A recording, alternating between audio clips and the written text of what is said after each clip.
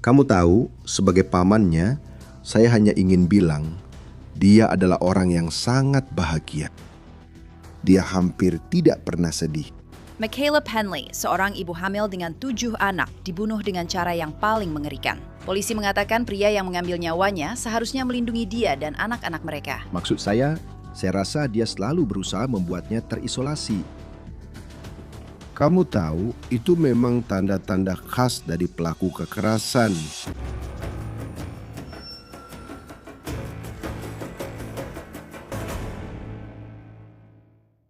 Selamat datang di Crime Fix. Saya Anjanette Levy. Keluarga Michaela Penley, mereka sangat terkejut. Mereka sedang berusaha menerima kenyataan bahwa dia dibunuh di Meksiko dan mereka tidak akan pernah melihatnya lagi. Michaela adalah seorang ibu dari Indianapolis, Indiana. Dia memiliki 7 anak dan dia sedang hamil antara 6 hingga 7 bulan dengan anak ke-8-nya. Dan cara keluarga Michaela mengatakan dia dibunuh sangatlah mengerikan. Orang yang dituduh membunuhnya, ayah dari anak-anaknya. Pria ini, Joseph Jude Butler Jr. Jaksa di Meksiko mengatakan Butler bertanggung jawab atas kematian brutal Michaela. Selamat sore, muy buenas tardes.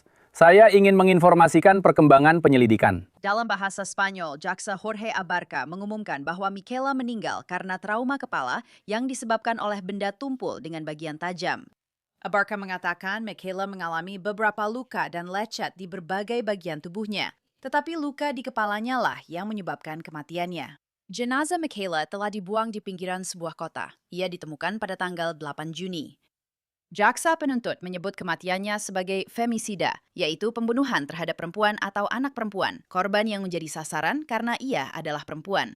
Abarca mengatakan setelah penangkapan Butler, mereka menemukan bahwa ia memiliki riwayat kriminal yang penuh kekerasan. Dengan pelanggaran yang mencakup pencurian, penipuan, kepemilikan senjata api ilegal, intimidasi dengan ancaman kekerasan fisik, pemerkosaan, kepemilikan narkoba, dan masih banyak lagi.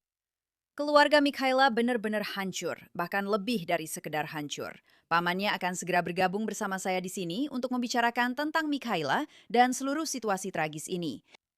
Michaela dan ketujuh anaknya telah dilaporkan hilang ke kepolisian Indianapolis pada akhir Februari oleh seorang manajer kasus dari Dinas Layanan Anak. Sekarang kita tahu di mana dia dan anak-anaknya berada. Dalam sebuah pesan di GoFundMe, salah satu saudari Michaela menulis, "Saudari saya, Michaela Marie Penley, dibunuh kemarin. Dia ditemukan dalam keadaan ditusuk, diperkosa, disodomi, telanjang, dengan kepala hancur. Dan dia sedang hamil, 6-7 bulan hamil. Ibu saya sudah kehilangan kontak dengannya sejak Februari. Ini adalah masa terburuk dalam hidup saya. Hidup ibu saya, hidup kami semua telah terpengaruh dan hancur. Saya sangat terkejut, begitu juga ibu saya. Yang paling utama, Michaela adalah seorang ibu. Dia menjadi ibu pada usia 16 tahun dan memiliki 7 anak. Semua anaknya masih hidup, kecuali satu yang pergi bersamanya ke surga. Ibu saya, saudara laki-laki saya, saudara perempuan saya, dan saya sangat terpukul dan kami benar-benar tidak punya dana untuk membantu kami saat ini. Jadi bantuan apapun sangat kami hargai. Mohon doanya untuk anak-anak dan kami semua. Terima kasih dan Tuhan memberkati. Syukurlah ketujuh anak itu tidak terluka. Mereka selamat dan akan dipulangkan ke Indiana. Saya ingin mengundang Chris Lambert. Dia adalah paman dari Michaela. Chris, pertama-tama terima kasih sudah bergabung bersama saya dan saya ingin mengatakan bahwa saya turut berduka cita dan kami semua di Law and Crime sangat berduka atas kehilangan keponakan Anda. Ya, terima kasih banyak. Ini situasi yang sulit. Saya tahu bahwa Anda tahu, kalian semua menganggap dia hilang selama berbulan-bulan. Bisakah Anda ceritakan menurut Anda apa yang sebenarnya terjadi di sana? Ya, dia dianggap hilang menurut, saya rasa Anda tahu, menurut negara bagian Indiana. Karena selama yang terakhir ini. Situasi ini, menurutku negara bagian Indiana mengambil anak-anak itu. Dan mereka memberinya tuntutan yang tidak realistis. Aku tidak tahu apa kata yang tepat. Hal-hal yang tidak realistis untuk dilakukan agar dia bisa mendapatkan anak-anaknya kembali. Begitu saja. Sementara itu anak-anaknya berada dalam pengasuhan keluarga asuh kurasa dengan orang tua asuh yang jelas-jelas tidak. memenuhi syarat untuk mengasuh anak. Dan kurasa mereka mengalami kekerasan. Jadi saat itu Mikaela berjuang untuk mendapatkan kembali anak-anaknya secara sementara karena dia telah membuktikan bahwa inilah yang sebenarnya terjadi. Kurasa dia harus melalui seluruh proses itu hanya untuk membuktikannya karena otoritas negara bagian tidak menjalankan peran mereka. Bisa dibilang begitu. Dan itu sangat gila menurutku. Tapi kemudian ketika dia berhasil mendapatkan anak-anaknya kembali, kurasa saat itulah dia pergi ke Meksiko. Kurasa dia sangat takut anak-anaknya akan diambil. Dia tidak ingin harus melalui seluruh proses ini. Dan kau tahu, mungkin dia belum siap untuk itu. Tapi dia belum cukup dewasa untuk menghadapi hal itu jika itu masuk akal. Tapi semua ini saya dengar dari keluarga sebagai pamannya. Dan itu saja yang benar-benar bisa saya katakan tentang itu. Dia, ayah dari anak-anak itu, telah menjemputnya dan membawanya ke Meksiko pada saat itu. Jadi dia dengan sukarela pergi bersamanya pada saat itu. Tapi selama dia bersama pria itu sangat sering melakukan kekerasan terhadapnya. Dan dia tetap bertahan bersamanya. Dan saya rasa dia harus menghadapi kekerasan itu yang sangat disayangkan. Karena ketika kamu punya banyak keluarga dan kamu tahu teman-teman serta orang-orang dalam hidupmu yang mencintaimu dan menginginkan yang terbaik untukmu. Dan kamu terus memilih, kamu tahu sesuatu yang tidak baik untukmu. Itu menyakitkan kamu tahu bagi orang-orang itu. Jadi itu memengaruhi semua orang. Kamu bilang bahwa Michaela sedang mengalami kekerasan dari ayah anak-anaknya. Dan apakah ini sudah terjadi selama bertahun-tahun? Dari yang saya tahu ya. Dan saya rasa mereka dulu tinggal di Alaska. Dan di Alaska dia mengalami kekerasan. Dan itu sebenarnya menjadi terungkap pada suatu saat di sana. Dan kemudian dia dibawa ke penjara di sana karena hal itu. Dan banyak sekali hal terjadi di sana. Dan kemudian dia akhirnya pindah ke Indiana.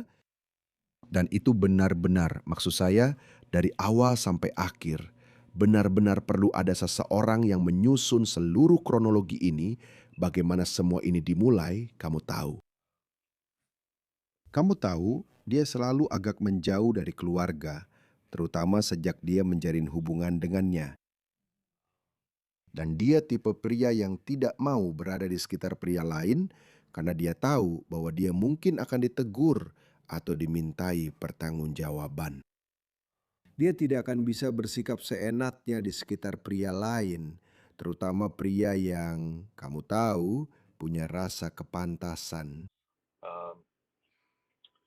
Jadi saya belum pernah bertemu dengannya seumur hidup saya. Dia tidak pernah datang ke sini. Dan saya pikir dia selalu berusaha membuatnya terisolasi. Kamu tahu, itu memang tanda-tanda khas dari pelaku kekerasan. Dan kamu tahu, kadang-kadang yang bisa kamu lakukan hanya bisa diam dan menyaksikan.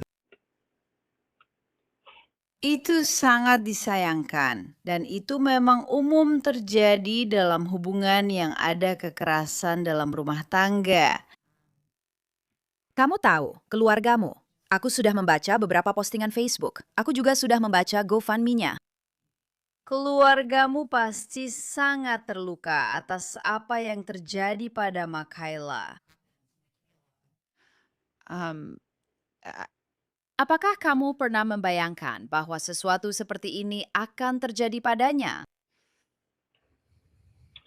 Maksudku, aku rasa tidak ada seorang pun yang ingin membayangkan hal seperti ini terjadi pada siapapun. Dan kamu selalu berharap itu tidak akan terjadi. Tapi di sisi lain, maksudku, kalau ada situasi dengan orang-orang yang kasar, tidak sopan, dan tidak ditangani, Ya, kamu memang bisa mengharapkan hal terburuk dari sesuatu seperti itu. Dan itu mengecewakan bagi orang-orang yang berada dalam situasi seperti itu jika mereka tidak berusaha untuk keluar dan malah mencoba menyalahkan orang lain. Mereka bilang, orang itu tidak membiarkan saya pergi. Mereka tidak akan, kamu tahu, mereka tidak akan mengizinkan itu atau semacamnya. Seolah-olah orang lain punya kendali atas dirimu. Kamu tahu, dan ketika kamu punya begitu banyak orang lain dalam hidupmu yang bersedia, seperti yang sudah saya katakan sebelumnya, membantu dan melindungimu. Dan semua hal itu, dan kamu tahu, secara mental tidak merasa aman dengan itu. Saya tidak tahu harus berkata apa lagi. Kamu tahu, menurut saya, hal utama dengan hal-hal seperti ini adalah menghentikannya saat mulai terjadi. Langsung saat itu juga. Kamu benar-benar harus segera mengurus itu secepatnya. Jadi maksud saya, dan dia adalah anak tertua di keluarga, putri dari saudara perempuanku. Dia adalah anak pertama yang lahir. Dia seperti anak perempuan bagiku ketika dia masih kecil. Sekarang aku sendiri punya 4 anak perempuan. Dan aku pasti tidak akan membiarkan hal ini terjadi pada anak-anakku. Tapi Michaela tidak banyak memiliki sosok ayah dalam hidupnya saat tumbuh dewasa. Jadi itu juga, kamu tahu, bagian dari beberapa hal yang dia alami juga. Jadi, bagaimana kamu ingin orang-orang mengingat Michaela? Dan apa yang ingin kamu sampaikan kepada orang-orang tentang dirinya? Um, Sebagai pamannya, saya hanya ingin mengatakan dia adalah orang yang sangat bahagia. Dia hampir tidak pernah sedih. Dia memang punya kepribadiannya sendiri yang kadang-kadang sangat heboh menurut saya. Tapi pada akhirnya kamu tahu, dia berhati emas. Dan saya pikir dia benar-benar ingin hidup yang lebih baik untuk dirinya sendiri dan anak-anaknya. Tapi saya pikir mungkin dia hanya merasa terjebak dengan situasi yang sudah dia ciptakan sendiri. Dan itu sangat disayangkan. Karena seperti yang saya bilang, hal-hal seperti ini dimulai dari awal. Dan kamu harus mengelolanya sejak awal. Kamu tidak bisa, kamu tahu, membiarkan semuanya sampai sejauh ini. Jadi, dan dia sangat-sangat dicintai. Dan sebelum perjalanan ke Meksiko ini, dia tinggal bersama kakak perempuanku. Dan jadi dia kembali bersama keluarga.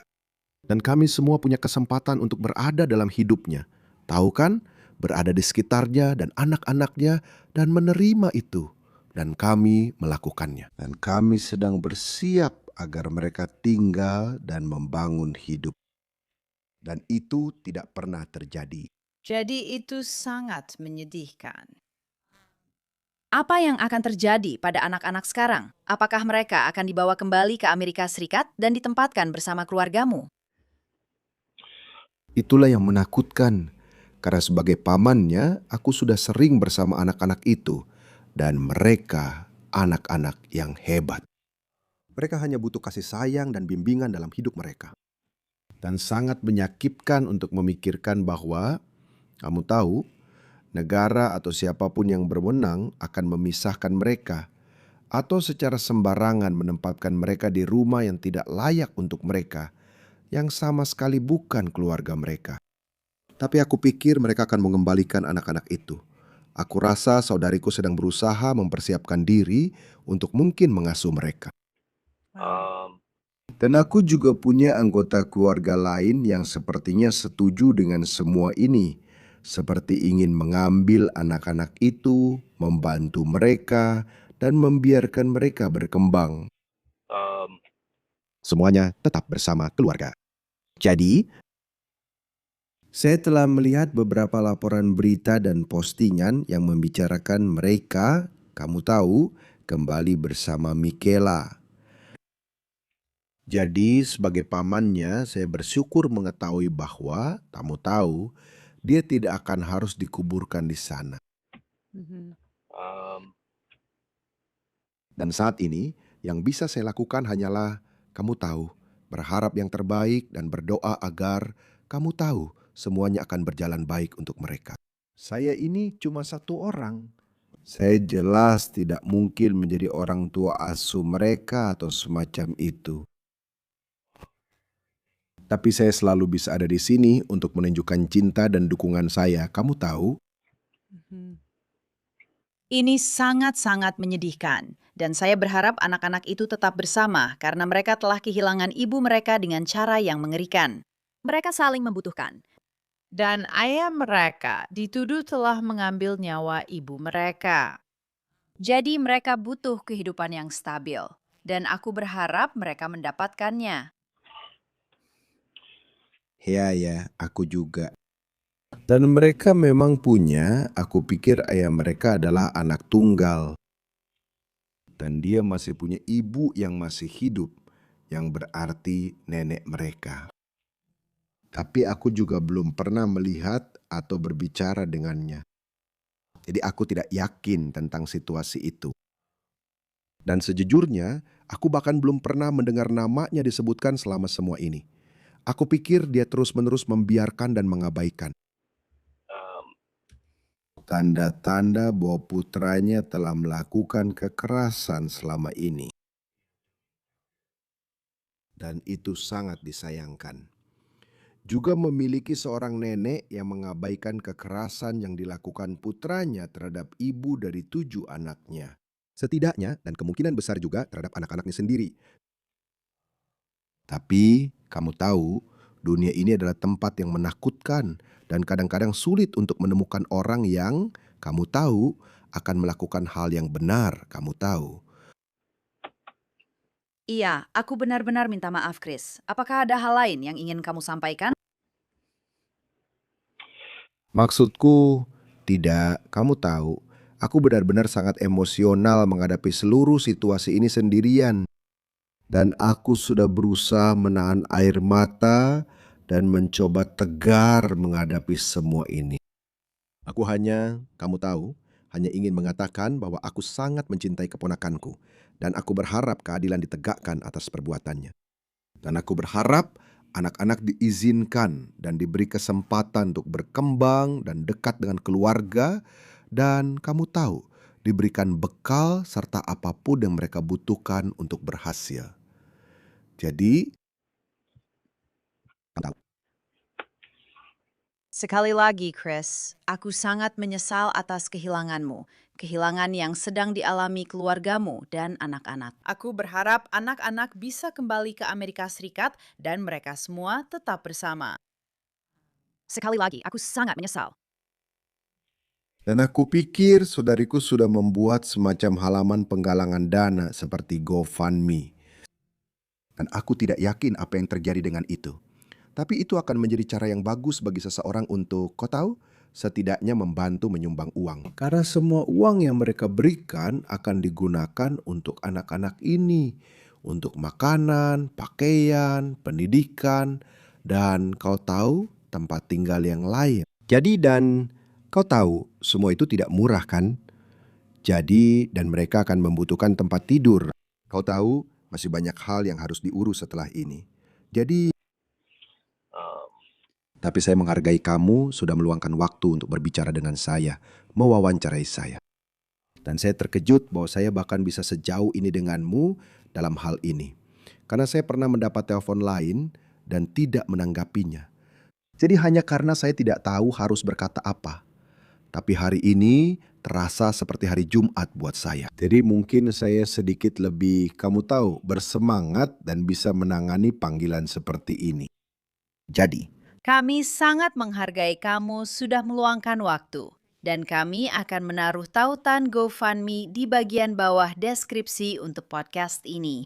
terima kasih banyak, semoga harimu menyenangkan di hari Kamis ini. Kamu melakukan pekerjaan yang luar biasa di sana. Dan saya merasa diberkati bisa menjadi bagian dari wawancara ini. Sekarang kamu sudah mendengar kami menyebutkan akun GoFundMe itu. Kami telah memasang tautan GoFundMe untuk Michaela Penley di deskripsi video ini. Kamu bisa melihatnya di sana. Chris Lambert memperkirakan anak-anak seperti yang saya sebutkan akan segera dipulangkan ke Amerika Serikat. Sementara jaksa di Meksiko mengatakan mereka masih terus membangun kasus terhadap Joseph Butler. Jadi kami akan memberikan pembaruan kepada Anda begitu ada informasi terbaru. Itu saja untuk episode Crime Fix kali ini. Saya Anjanette Levy. Terima kasih banyak sudah bersama saya. Sampai jumpa lagi di sini pada episode berikutnya.